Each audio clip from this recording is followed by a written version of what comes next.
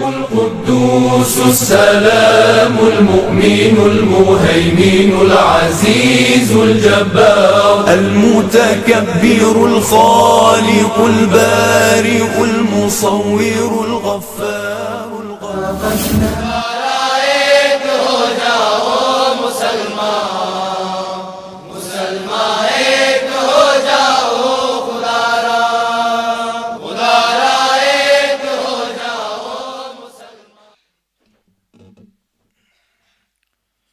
बिस्मिल्लाहिर्रहमानिर्रहीम अल्हम्दुलिल्लाहि रब्बिल आलमीन अर्रहमानिर्रहीम मालिकि यौमिद्दीन वस्सलातु वस्सलामु अला अशरफिल अंबिया'i वल मुरसलीन व अला आलिहि व अस्हाबिहि अस्सादिक़ीन अल मुअल्लिमीन अल मुबल्लिग़ीन व मन तबिअहुम बि इहसानिन इला यौमिद्दीन अम्मा बअद फ़अऊज़ु बिल्लाहि मिनश्शैतानिर्रजीम बिस्मिल्लाहिर्रहमानिर्रहीम वल्लज़ीन युतवफ़्फ़ौन मिनकुम व यज़रून अज़वाजा यतरब्बस्न बिअन्फुसिहिन्न अर्बअत अशहुरिन व अशरा सदक़ल्लाहुल अज़ीम।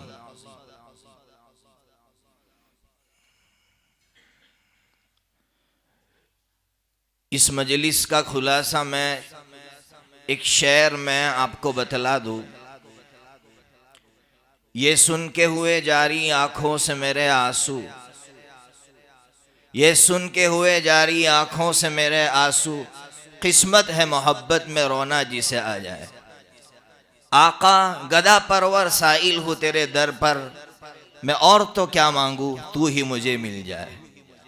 इसलिए हम यहाँ बैठे हैं, अल्लाह हमें मिल जाए। जितने बयानात होंगे, मसाइल सुनाए जाएंगे, हर एक का एक ही मकसद है, अल्लाह मिल जाए। कदम कदम पे तेरी रज़ा की तलाश है, तेरे इश्क में ए खुदा मुझे इंतहा की तलाश है।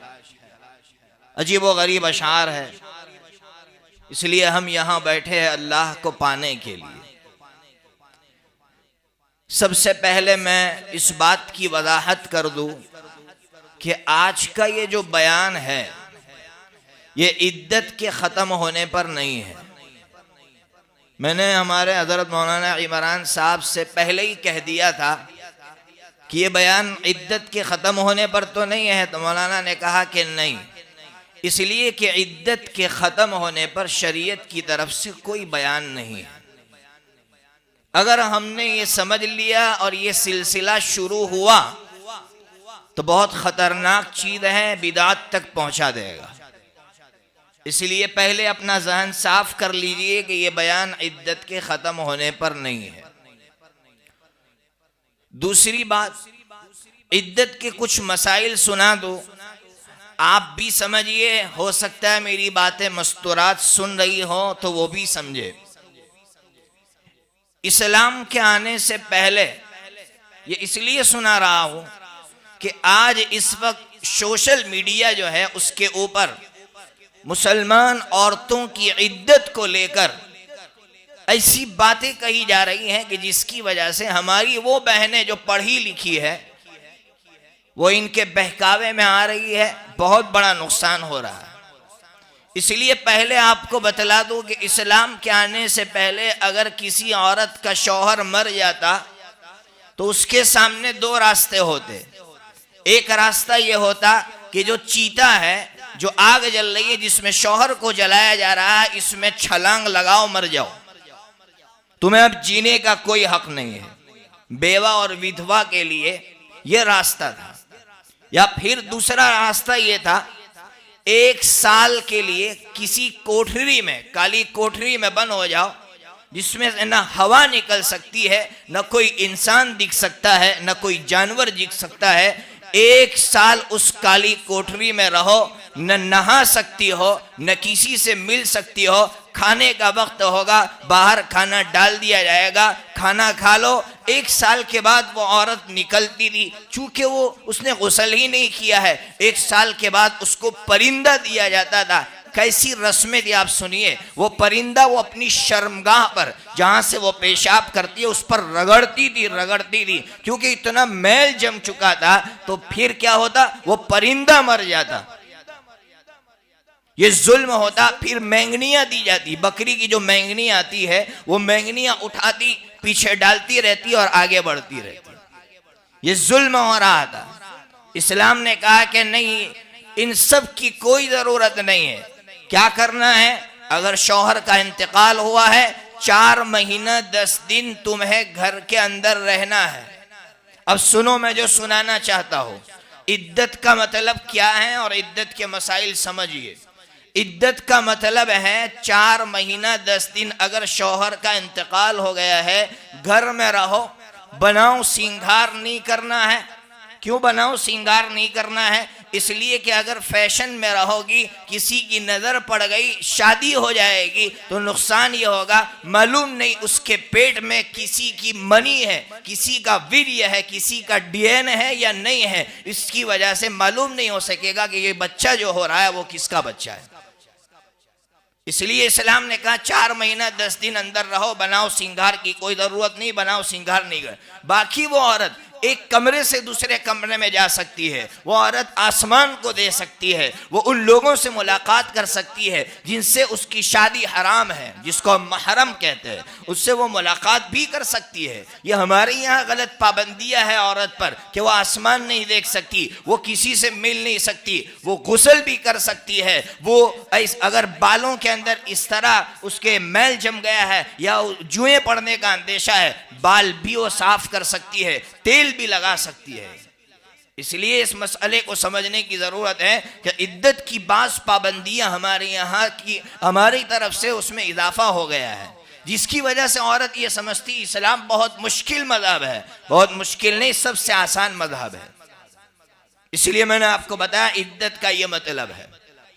फिर एक बात हमारे यहाँ एक मसला ये उठता है कि इद्दत कब शुरू होती है।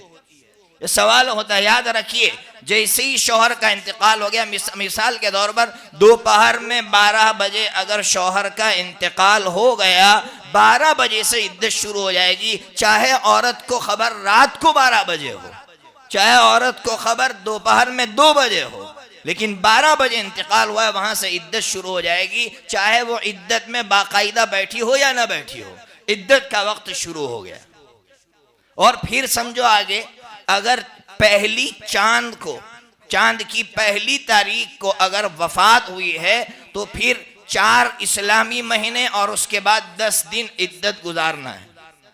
और अगर पहली चांद को इंतकाल नहीं हुआ है, दरमियान में हुआ है, तो 130 दिन मुकम्मल करने हैं। अब सुनो, 131वां दिन जैसे ही दाखिल होगा, दोपहर के 12 बजेंगे, इद्दत खत्म हो जाएगी। और फिर हमारे यहाँ एक गलत रस्म, जब इद्दत खत्म होती है तो ये समझते हैं जब तक औरत घर से बाहर नहीं निकलेगी तब तक इद्दत खत्म नहीं होगी, इसलिए उसको घर से बाहर निकालते हैं, फिर लाकर बिठाते हैं कि अब जाकर इद्दत खत्म हुई। मालूम नहीं आपके यहाँ क्या रस्म है। मैंने अक्सर जगहों पर देखा है कि ऐसा ही करते हैं, हालांकि इद्दत तो खत्म हो गई, वफात का वक्त उसी वक्त इद्दत खत्म हो गई, बाहर ले जाने की कोई जरूरत नहीं है। इसी तरह हमारे यहाँ इद्दत के ताल्लुक से लोग ये सवाल करते हैं कि जब औरत को तलाक हो जाए तो 3 हैज, उसको जो मासिक आता है, 3 मासिक गुजरेंगे, तलाक की इद्दत पूरी हो जाएगी। और जब शौहर का इंतकाल हो गया तो 4 महीना 10 दिन तक उसको क्यों बिठाया जाता है? दोनों में फर्क क्यों है? तलाक की इद्दत 3 हैज है और वफात की इद्दत 4 महीना 10 दिन क्यों है, इसको समझिए। सबसे पहले आप ये समझिए कि इस औरत को जिसको तलाक दी गई है या जिसका शौहर मर गया है, उसको इद्दत में क्यों बिठाया जा रहा है, तो उसके बहुत सारे मकासद है। पहला मकसद ये है कि जब निकाह हुआ था तो निकाह जब टूटा है, तलाक दी गई है, तो निकाह कोई मामूली चीज नहीं थी कि वो फौरन टूट जाए। इसलिए इस्लाम ने एक वक्त दिया कि 3 हैज तक इस निकाह को बाकी रखो, ताकि निकाह की अहमियत लोगों के दिमाग में बैठे कि निकाह कोई मामूली चीज नहीं थी कि यूं तलाक दी और खत्म हो गया।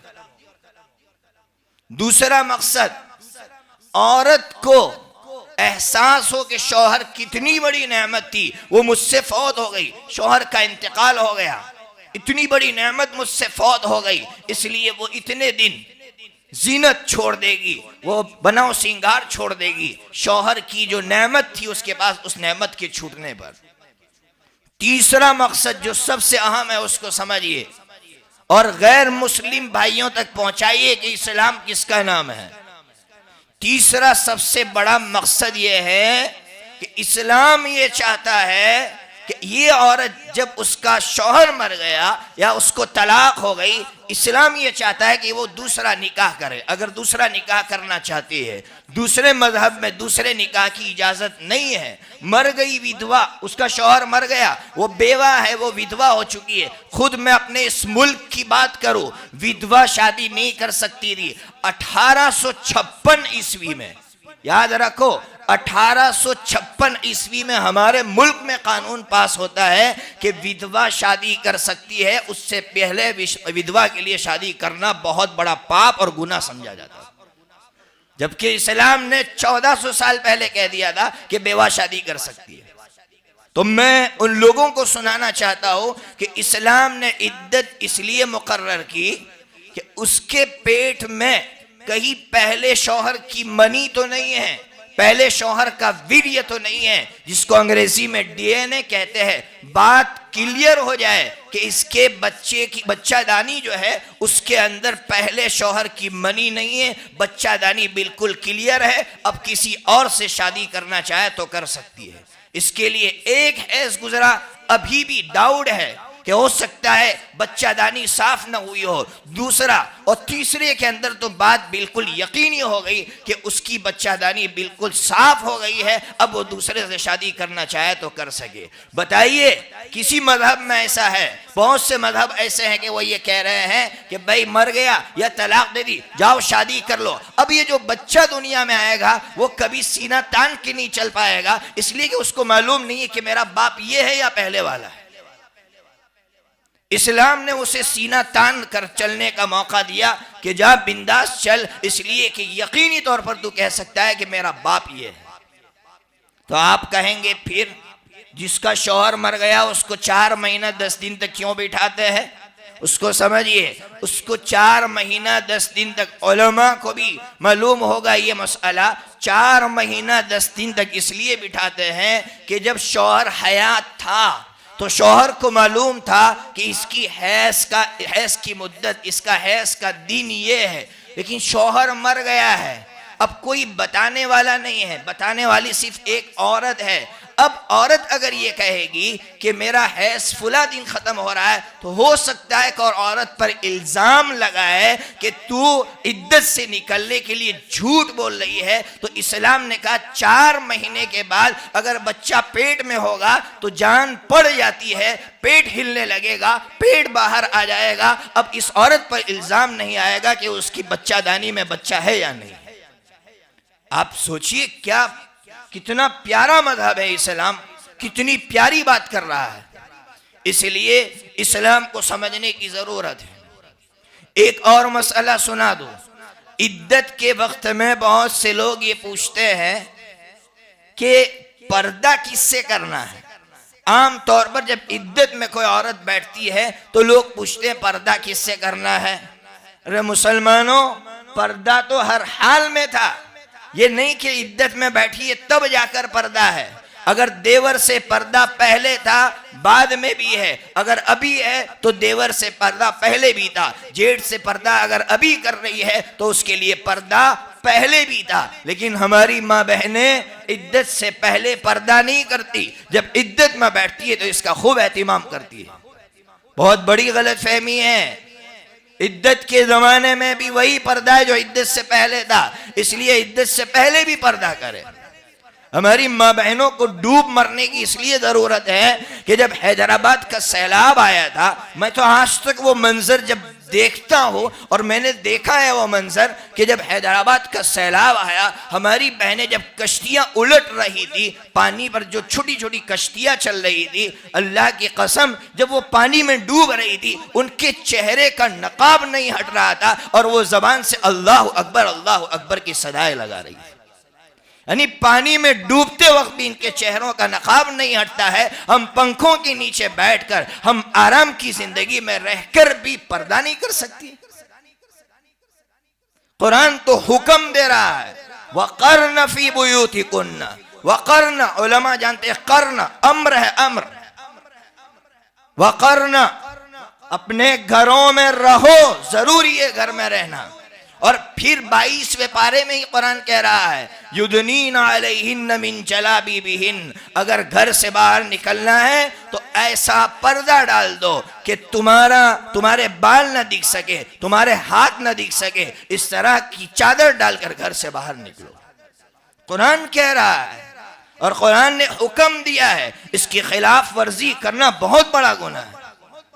इसलिए औरतें इसको समझे कि आज बेपर्दगियां आम हो रही है, जिसकी वजह से हमारी बहनें गैर मुस्लिमों के साथ जा रही है, गैर मुस्लिमों के हाथों जा रही है हमारी बहनें। उसकी वजह बेपर्दगी है, इसके सिवा और कोई वजह नहीं है। इसलिए हम बाप है तो बाप होने के नाते अपनी बच्ची को समझाए, उसको पर्दे में ले आए। बहरहाल तो मैं इद्दत के मसाइल समझा रहा था कि इद्दत कब, उसका वक्त क्या है, पूरी तफसील आपको बतला दी। ये पहली चीज मैंने आपको समझाई। दूसरी चीज मुझे जो समझाना है, जो मैं हर जगह समझाता हूं, यहां भी समझाना चाहता हूं।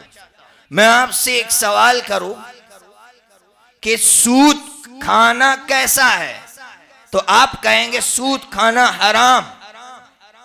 कितना बड़ा हराम? तो फज़ाइल अमाल पढ़ते हैं कि अपनी मां के साथ बास रिवायतों के अंदर 36 मरतबा ज़िना करे, उससे भी खतरनाक 1 रुपया सूद का है। भाई हराम है कि नहीं है? कितना बड़ा गुनाह है आप जानते हैं? मैं आपको आसान लफ्जों में समझाओ कि जब हम उस गरीब को लूटते हैं, जब सूद खाते हैं, तो गोया यूं समझिए कि मैं आस्तीन चढ़ाकर उस गरीब से ये कह रहा हूं, पैसे निकाल, मैंने 10 लाख रुपये दिए थे, इस पर इतने पैसे दे। तो अल्लाह तीसरे पारे में कह रहा है, फ़इल्लम तफ़अलू फ़अज़नू बिहर्बिम मिनल्लाहि व रसूलिही। इस जालिम से मेरा अल्लाह ये कह रहा है, अरे आस्तीन इस गरीब के सामने क्या चढ़ाता है, अगर लड़ना है तो मुझसे लड़। कितनी खतरनाक आयत है कि मेरा अल्लाह कह रहा है लड़ना है तो मुझसे लड़, इस गरीब से क्या लड़ता है? तो सूद को हर कोई बुरा समझता है। अरे कुरान ने कहा जब ये सूद खाने वाला जब कब्र से उठेगा तो कैसा उठाऊंगा? कुरान कह रहा है जिस तरह एक जिन मुसल्लत हो जाता है, किसी इंसान के अंदर जिन उतर जाता है, आप देखते हैं वो कैसा हो जाता है, तड़पता है। अल्लाह फरमा रहे हैं जब कब्र से उठाऊंगा तो इस तरह उसको उठाऊंगा। यतखब्बतुहु शैतानु मिनल मस। इतनी बड़ी सदा सूदखोर की।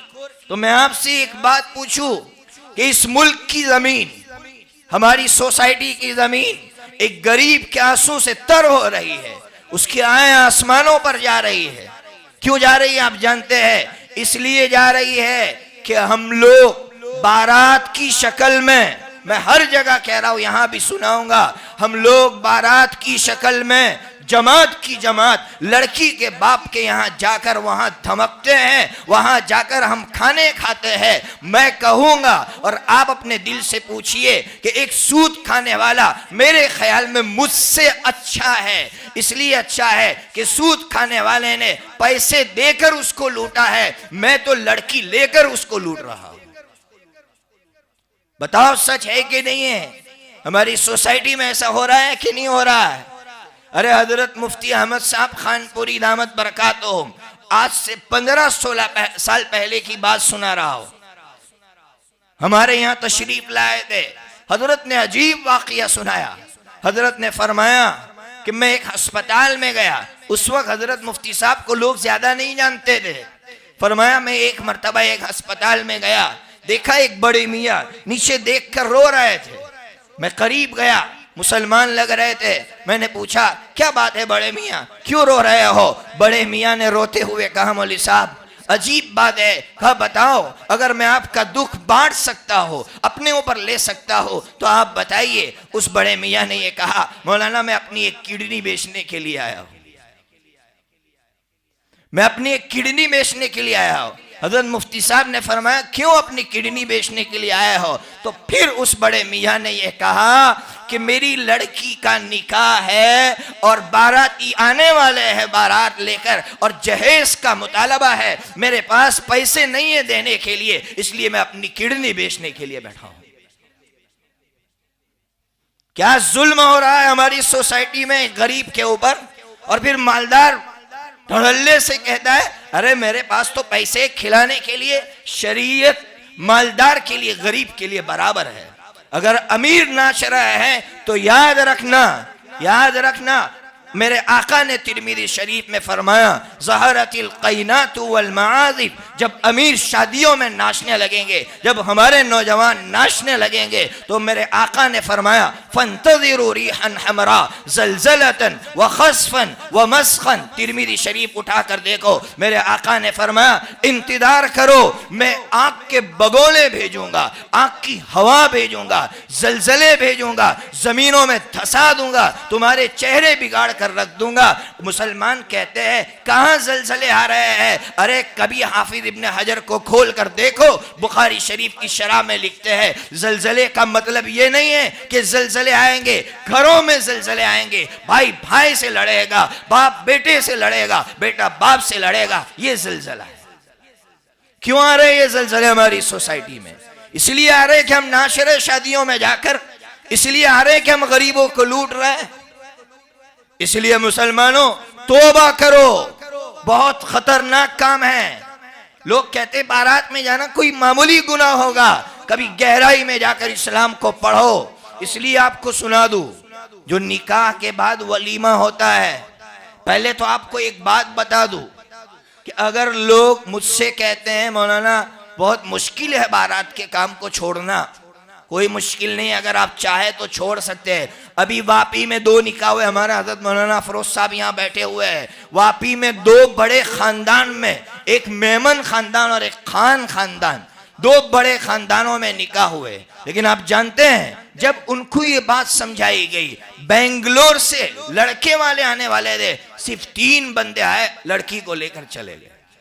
3 बंदे आए, लड़की को लेकर बहुत गालियां सुनी, लेकिन वो टस से मस नहीं हुए। नहीं, हमको जो समझाया गया वो सही है, वो हक है, इसलिए हम बारात का बाइकआउट करते हैं। उन्होंने बाइकआउट किया। अगर आप चाहे तो आप कर सकते हैं। अब सुनो, ये जो वलीमा होता है तो लोग कहते हैं बारात छूट नहीं सकती। 2 रास्ते बतलाता हूं। एक रास्ता 3, 4, 5 आदमी चले जाओ, लेकर आ जाओ। 100, 200 आदमी के जाने की क्या जरूरत है? और अगर बहुत ज्यादा शौक है 200, 500 आदमी को जाने, तो मैं आपको सुनाओ, वहां जाओ, ऐलान करो कि निकाह के बाद हमारी तरफ से वलीमा होगा। लड़के वाले वलीमा करवाएंगे, निकाह के फौरन बाद वलीमा हो सकता है। इसके लिए लड़का और लड़की का मिलना जरूरी नहीं है, निकाह के फौरन बाद वलीमा हो सकता है। जाओ वहां जाकर ऐलान कर दो कि हम वलीमा कर रहे हैं यहाँ का। कितना आसान काम है, इस्लाम को समझो। अब सुना रहा हो वलीमा क्यों करते हैं, वलीमे की हिकमत क्या है। वलीमा 3 मकसद के लिए करते हैं। पहला मकसद, घर के अंदर अगर मेरा ही कोई मिंबर आया, कोई फर्द आया, जैसे घर में बच्चा पैदा हुआ तो हम खुशी के मारे खिलाते हैं, दावत करते हैं। इस्लाम ये कह रहा है ये लड़की जो तुम्हारे घर में आ रही है ये कोई बाहर की लड़की नहीं है, ये घर का मिंबर है, इसलिए इसके आने की खुशी में तुम दावत कराओ। तो ये जो दावत हो रही है इस लड़की के आने की खुशी में हो रही है। दूसरा मकसद, काश के मुसलमान इस्लाम को समझते। दूसरा मकसद, इस्लाम इसको पसंद नहीं करता कि आप चुपके चुपके निकाह करें। बहुत सी मर्तबा नौजवान 2 गवाहों की मौजूदगी में निकाह कर लेते हैं, लेकिन लोगों की जबानें बंद नहीं हो पाती कि यार इन दोनों का क्या चक्कर है मालूम नहीं है, दोनों साथ में घूमते, बेचारे ने शादी कर रखी है। तो इस्लाम कहता है वलीमा करवा दे। जब वलीमा करवाएगा तो लोगों को मालूम हो जाएगा कि यहाँ निकाह हुए हैं, ये जो दोनों मिल रहे हैं जायज तरीके से मिल रहे हैं।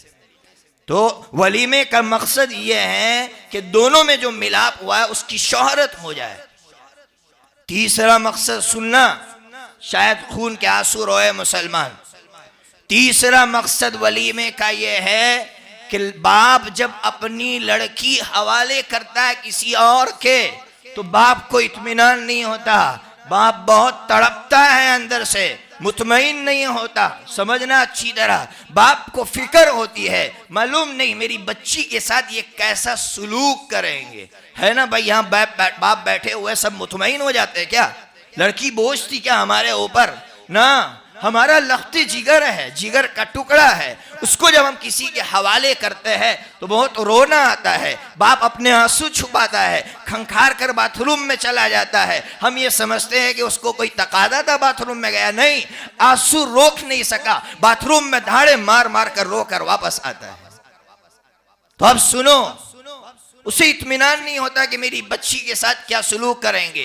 तो इस्लाम ने लड़के को और लड़के के बाप को ये कहा कि लड़की को और लड़की के रिश्तेदारों को बुला, खिला, इज्जत दे, ताकि उनको इत्मीनान हो जाए कि जो लोग मेरी बेटी की वजह से मेरी इज्जत कर सकते हैं, मेरे खानदान की इज्जत कर सकते हैं, वो मेरी बेटी के साथ कभी बुरा सलूक नहीं करेंगे।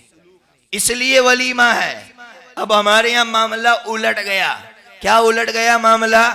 लड़की का बाप परेशान होता है, वहां तो लड़के का बाप परेशान था। इस्लाम ये कह रहा है, क्या परेशान था कि यार मैं मुतमईन कर सकूंगा कि नहीं कर सकूंगा, इज्जत दे सकूंगा कि नहीं दे सकूंगा। यहां मामला उलट गया। लड़की का बाप डरा सहमा है, लड़के वाले आएंगे, इनका डिमांड था बकरे का गोश्त खिलाना, मैंने तो आज मुर्गी पका दी है, मालूम नहीं क्या होगा, मालूम नहीं क्या होगा आज मेरी बेटी के साथ। यहां मामला उलट गया कि लड़की का बाप परेशान है। याद रखो मुसलमानों, अगर इस्लाम के निजाम को हमने उलट दिया है तो अल्लाह ने अपने निजाम को भी उलट दिया है। उलट दिया ना अल्लाह ने अपने निजाम को। मेरे आका ने फरमाया, बुखारी शरीफ में है, हजरत मुगीरा इब्न शुअबा रज़ियल्लाहु तआला अन्हु फरमाते हैं, मैंने आका से सबसे ज्यादा दज्जाल के मुताल्लिक सवालात किए हैं। तो फरमाया, मैंने हुजूर से पूछा, या रसूल अल्लाह, इन्ना माअहु जबल खुब्ज़िन व नहर माइन, मैंने सुना है कि दज्जाल के साथ रोटियों का पहाड़ होगा और पानी की नहर होगी। तो मेरे आका ने इशारतन फरमाया, हाँ उसके साथ रोटियों का पहाड़ होगा। हाँ, आज मुल्क में किसान जो रास्ते पर आए हैं, मेरे आका ने कह दिया था 1450 साल पहले कि दज्जाल और दज्जाल के मानने वाले रोटियां अपने कब्जे में करेंगे, ताकि जब उम्मत के ईमान को लूटने की बारी आए, उम्मत जब एक रोटी के लिए तड़पे, उनको रोटी देंगे और उसका ईमान छीनेंगे। कुर्बान जाइए मेरे आका पर, कैसी बात कहकर गया है। इसलिए आज जो निजाम उलट गया है उसकी वजह यह है कि हम लोगों ने इस्लाम के निजाम को उलट दिया है। इसलिए सब हाथ उठाकर कहो कि हम कभी बारात में शिरकत नहीं करेंगे। भाई बोलो, किसी ने हाथ ही नहीं उठाया। हाँ बोलो, नहीं शिरकत करेंगे। कसम खुदा पाक की, मैं उलमा से कहता हूं, साथ दो इस काम में, मत निकालो शोशे, मत निकालो, वरना क़यामत के दिन जालिमों की जब फहरिस्त खुलेगी, आंखी फटे की फटे रह जाएगी, ज़बानें गुंग हो जाएगी कि हमने क्या कर डाला। दूसरा काम मैंने बतलाया। तीसरा काम मैंने अभी कहा, इस्लाम के साथ खियानत हो रही है, अमानतों में खियानतें हो रही है। मैं पहले एक हदीस सुना दूं, चूंकि हम लोग हर एतबार से अमानत में खियानत कर रहे हैं। अगर सेठ है तो नौकर के साथ खियानत कर रहा है, महीना पूरा हो गया तनख्वाह नहीं दे रहा है। नौकर है, सेठ के साथ खियानत कर रहा है, टाइम दिया था 8 घंटे का, उसमें मोबाइल से खेल रहा है, अमानत में खियानत कर रहा है। हर इंसान दूसरे के साथ खियानत का मामला कर रहा है। तिरमिज़ी शरीफ की हदीस सुना दो। तिरमिज़ी शरीफ के अंदर है, मेरे आका ने फरमाया, 3 बंदे ऐसे हैं कि जिनकी नमाजें सर के ऊपर नहीं उठती, यानी अल्लाह उसको कबूलियत की निगाह से नहीं देखता। कौन कौन से 3 बंदे हैं? सबसे पहले फरमाया, इमाम, वो इमाम जिससे अवाम नाराज हो और इसलिए नाराज हो कि इमाम पर भरोसा किया था, ये हमें सीधा रास्ता बतलाएगा, ये इमाम ही खुद गुमराही की तरफ जा रहा है और दूसरों को गुमराही की तरफ ले जा रहा है। तो ऐसे इमाम की नमाज सर से ऊपर नहीं उठती है। क्यों? इसलिए कि उसने खियानत की है, लोगों ने उस पर भरोसा किया था, उसने खियानत की है। दूसरे नंबर पर फरमाया गुलाम, नौकर जिस पर सेठ ने भरोसा किया लेकिन उसने भरोसा पर पानी फेर दिया, तो अल्लाह तबारक व तआला उस नौकर की नमाज कबूल नहीं करता, क्योंकि उसने खियानत की है, उस पर भरोसा किया था, उसने खियानत की है। तीसरे नंबर पर फरमाया पड़ोस में औरत के साथ अगर ये जीना कर रहा है, जीना है बहुत बड़ा गुनाह, लेकिन पड़ोस की औरत के साथ जीना कर रहा है, तो फरमाया इसकी नमाज अल्लाह कबूल इसलिए नहीं करता कि पड़ोसी ने इस पर भरोसा किया था कि मैं जा रहा हूं दूर, मेरी बीवी की ये हिफाजत करेगा, लेकिन इसने हिफाजत नहीं की, इसलिए उसकी नमाज अल्लाह के यहां कबूल नहीं होती। अमानत में खियानत, एक वाक़िया सुना दो, हजरत सैयदना उमर फारूक रदी अल्लाह तआला अन्हु के दौर का अजीब व गरीब वाक़िया है, ताकि हम कुछ इबरत ले। आज हम लोग हर चीज में डंडियां मार रहे हैं, खेतों के मसाइल, दुकानों के मसाइल, दुकान में तोल कर दे रहे हैं तो डंडी मार रहे हैं, जमीनों में कोई चीज तोल कर दे रहा है तो डंडियां मार रहे हैं, फसलों में हम डंडियां मार रहे हैं। मैं आपको एक वाक़िया सुना दूं, हुकूक नहीं दे रहे एक दूसरे को। हजरत सैयदना उमर फारूक रज़ी अल्लाह तआला अन्हु का दौर है, दो नौजवान आते हैं, एक नौजवान को लेकर घसीटते हुए कहा हजरत इस नौजवान ने हमारे बूढ़े बाप को मारा, वो मर गया, इसलिए अब इसको भी कत्ल करवा दो क़िसासन। हजरत सैयदना उमर फारूक रज़ी अल्लाह तआला अन्हु ने उस शख्स से पूछा, उस नौजवान से, सच कह रहे ये दो नौजवान? कहा हजरत सच कह रहा है। तो कहा चलो तैयार हो जाओ अब कत्ल होने के लिए। क्या जवाब दिया उस नौजवान ने? हजरत मैं चाहता हूं कि मैं एक वक्त लूँ, एक मुद्दत लूँ, वो काम निपटा कर आपकी बारगाह में आ जाऊंगा, फिर आप मुझे कत्ल कर देना।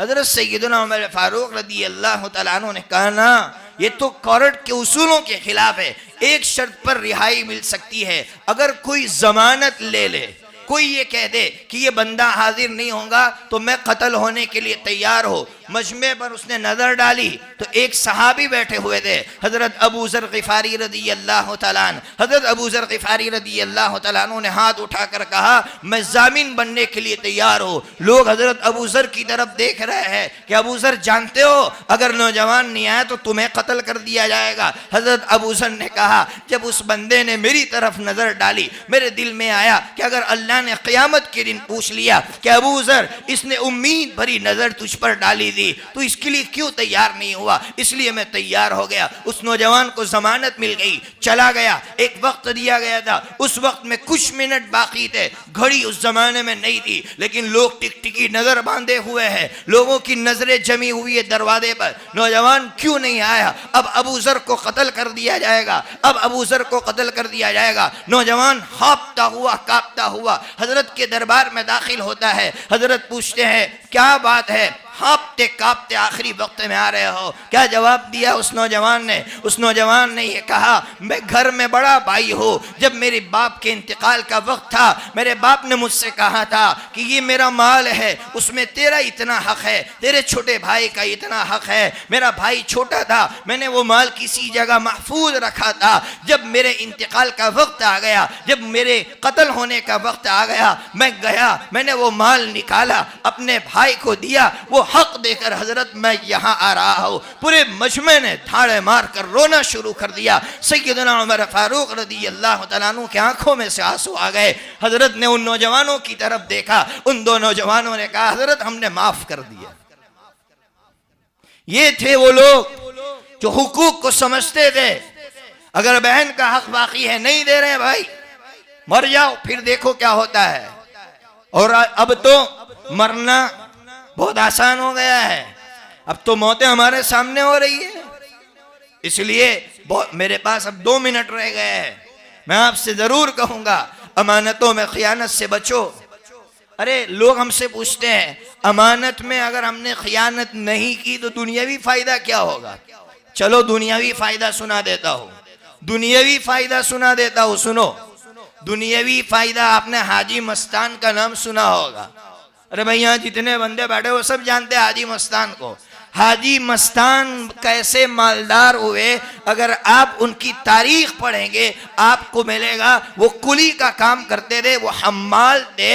एक सऊदी का एक अरब जब सोना लेकर आता है बॉक्स में, किसी ने खबर दे दी कि ये सोना लेकर आ रहा है, पुलिस उसको गिरफ्तार करती है, 3 साल के लिए अंदर ले जाती है। हाजी मस्तान वो बॉक्स लेकर अपने घर चले जाते, झोंपड़े में रहते हैं। जब 3 साल मुकम्मल होते, वो बंदा जब अपने घर रवाना होता है, हाजी मस्तान की पहचान थी, घर ले गए। घर ले जाने के बाद वो बॉक्स उसके हवाले किया, वो अरब चक रह गया, उसके होश उड़ गए।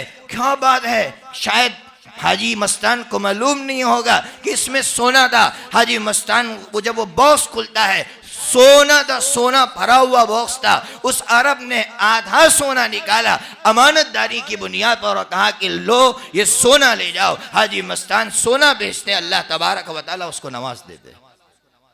अरे दुनिया का फायदा सोचते हो तो दुनिया की मिसाल आपके सामने है, इसलिए अमानत में खयानत से बचो। मैंने एक वाक़िया अरनला में सुनाया था, वो वाक़िया सुनाकर अपनी बात खत्म करूंगा। हजरत मुफ्ती सईद अहमद साहब पालमपुरी नव्वरल्लाहु मरक़दहु, बहुत बड़े अल्लाह के वली गुजरे हैं। उन्होंने ये वाक़िया लिखा है कि मेरा कागज का कारोबार, चूंकि किताबें छापते थे, वो फरमाते मेरा कागज का कारोबार था। एक लाला जी से मैं पेपर लिया करता था। एक मर्तबा लाला जी के यहाँ गया तो लाला जी ने कहा मौलवी साहब, लाला जी गैर मुस्लिम थे, कहा मौलवी साहब मैंने एक सपना देखा है। कहा क्या सपना देखा है? कहा मेरे यहाँ आपकी यहाँ का एक मुसलमान आता था, पेपर लेता था, मैंने उसको सपने में देखा, बहुत परेशान था, वो किसी अच्छी जगह में दाखिल होना चाहता है लेकिन उसको रोक दिया जा रहा है, उसको रोक दिया जा रहा है। हजरत मुफ्ती साहब समझ गए। हजरत मुफ्ती साहब ने पूछा कुछ पैसे बाकी थे?